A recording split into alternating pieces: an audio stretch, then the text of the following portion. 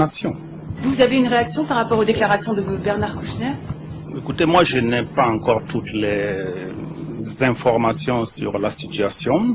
Je pourrais peut-être donner un avis motivé à l'issue de mes entretiens, des entretiens que je vais avoir à Conakry aujourd'hui.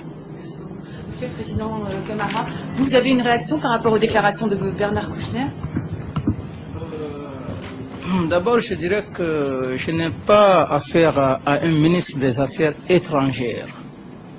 Un ministre des Affaires étrangères, je n'ai pas discuté avec un ministre des Affaires étrangères.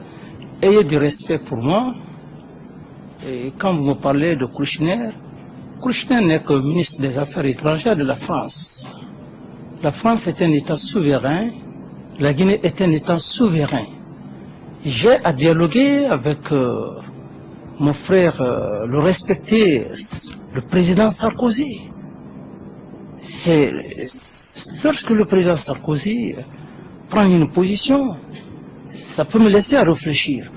Mais je n'ai pas besoin de répondre à un ministre des Affaires étrangères. La Guinée n'est pas une sous-préfecture, n'est pas un arrondissement de la France, ni d'aucune puissance. Et lorsque un ministre des Affaires étrangères parle comme ça, je crois que c'est une façon de soulever, de révolter, d'atteindre à la dignité des peuples africains.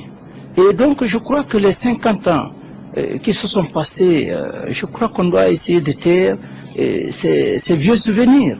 Alors, quel est mon rôle aujourd'hui? Mon rôle, c'est de rétablir une coopération sincère, franche avec la France. Parce que la France, je ne suis pas un ingrat, mon peuple n'est pas ingrat. Je ne dois pas m'occuper des individus, d'un individu par rapport à une nation.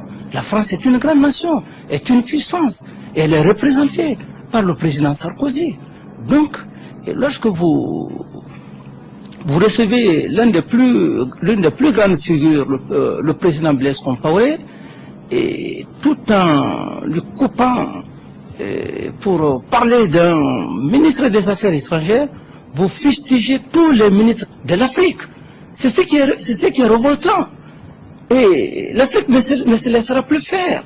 Nous ne sommes plus à l'époque d'antan. Il faut respecter les nations. Un ministre des Affaires étrangères, c'est un ministre des Affaires étrangères. L'Union africaine, la CEDEAO, aujourd'hui, pourquoi le choix du président Blaise Compaoré?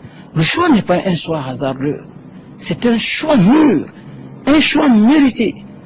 Sur le plan de l'expérience, il est aujourd'hui l'une des grandes figures qui, à l'avenir, peut réunir l'Afrique. Et quand bien même que le président, le vieux Wade est là, aujourd'hui c'est un homme crédible, un homme auquel, pas que la Guinée, mais toute l'Afrique compte sur sa médiation.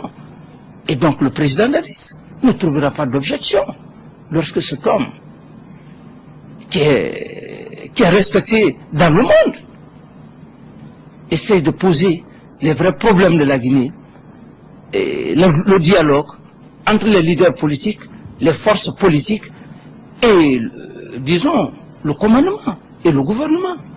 Peut-être que les forces ou les leaders politiques vont rejeter ce qu'il va dire, mais quant à moi, j'ai la mission de défendre ma nation. Parce que c'est un homme qui a de la probité morale.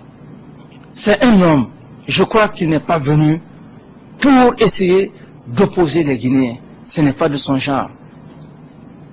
Il est intègre.